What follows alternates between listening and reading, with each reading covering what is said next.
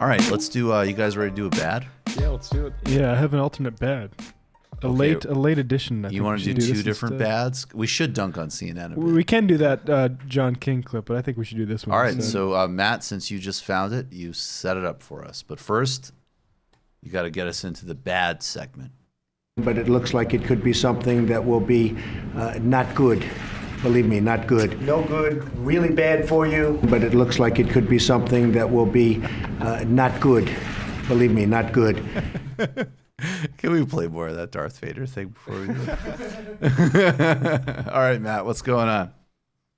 What is bad and not good? So people might remember that there used to be an outlet called ThinkProgress who actually hired a bunch of really good people that did a lot of great work. Some not so great work. Some not good work. Some cuck work. Let's be real. But profound cuck work. But frankly, like anytime an institution like that even tries to get into that game of like doing journalism or commentary, the people that want to do that on a left-leaning way are going to be good people. So, there's some good people that work for ThinkProgress, but they shut that down. These are good and busted people. their union. Yeah, they tried to bust. They destroyed a union and tried to fill it with scabs. Yes. The Center for American Progress did that. Yeah, and then exactly, and back down only after Twitter pressure.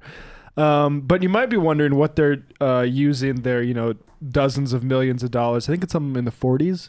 $1 million a year annual budget, what they're doing with that money. And this looks like it was announced like a year ago, I feel like, that they were doing some sort of thing with the American Enterprise Institute, which is like I think originally a Koch founded thing, and all the other oligarchs have money in it.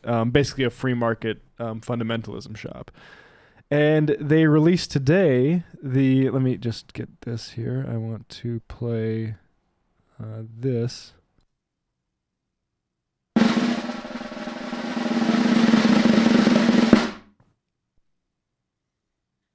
It's the release. Joint CAP American Enterprise Institute report explores growing polarization and political instability in Europe. So I thought we could just read along with this. All right, please. Make sure it's up there. Okay. Yeah, so... You got it in front of you? Yeah.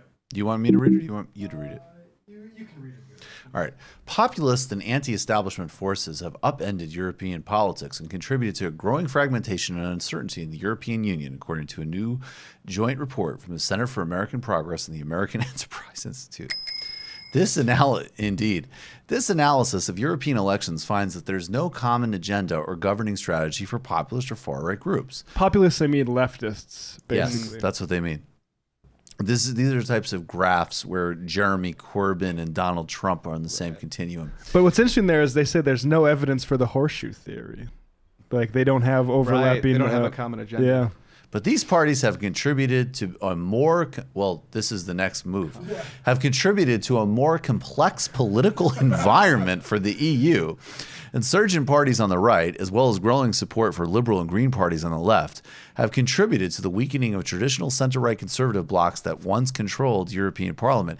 Why would the Center for American Progress be concerned about the traditional center-right blocs that control the European Parliament? Strange. Also, notice that it says support for, quote, liberal and green parties. And then the next sentence to start the next paragraph. Look at what it says.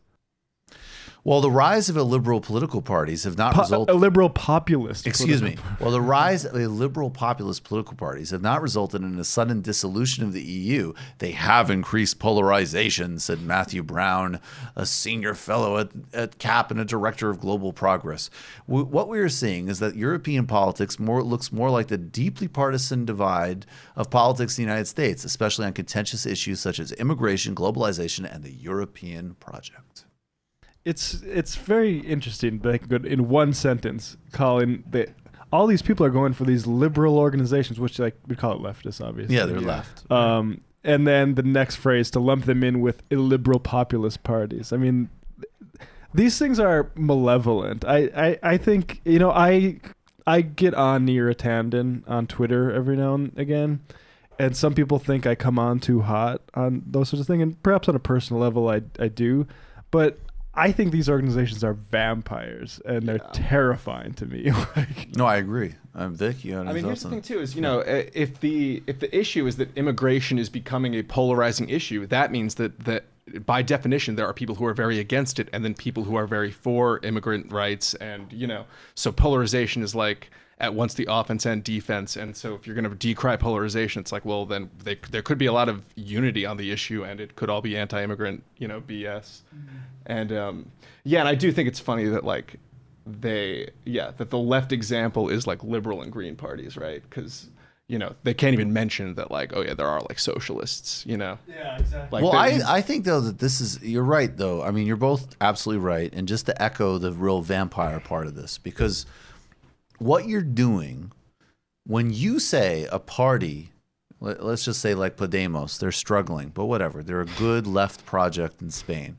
And they come along and they say, we're an anti-racist, we support migrant rights, we're socially progressive, and so on, in that sense. And we have a radical critique of austerity, corporate power, and we want to democratize the economy. And so we're going to have a critique of European economic policy from that perspective.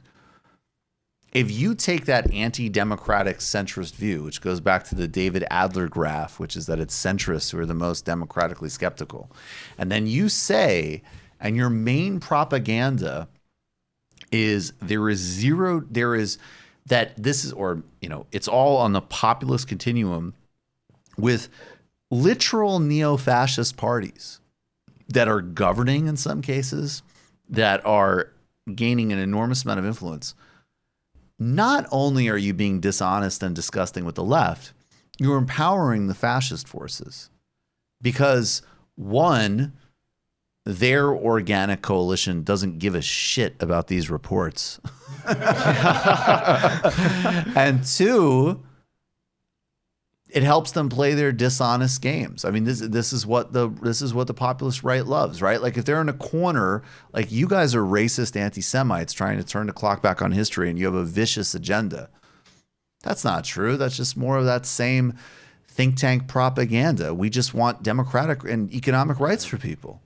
And by the way, in some European cases, they have a much more compelling case in terms of pulling off that bullshit, because they are genuinely synthesizing.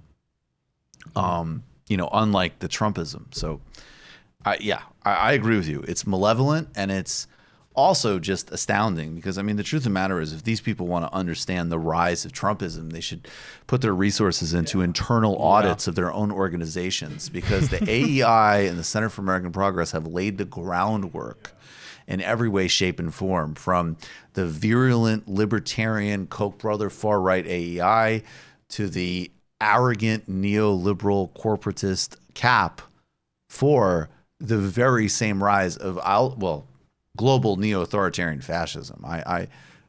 In fact, the left groups they're lumping in are literally the only thing that can save us from those right-wing forces. So, well, that's what polarization is, right? It's like you need that equilibrium of, like, there's a force rising against that authoritarianism. So, like, when you decry polarization, it's like, all right, well, then do you not want us to fight it, Well, no, they want when they go low, we write a new trade agreement. Right. I mean, it really is a type of arrogance and delusion that's going to get us all killed. And it reminds me of how democracy came to be thought of as like capitalism in the immediate post-war years, right? And the way that they talk about like democracy here, or I don't know how exactly they're framing it, but like stability or whatever. It's like it's exactly that move by the elite, and it's incredible. And it's also, last point that I'll make, disgusting. They would use the word stability. Yeah. They have demonized the word for stability for decades, when it means for normal people. The stability of having a house, having a stable income, being able to know you're going to take care of your family, being able to stay where you live and not be forced to move.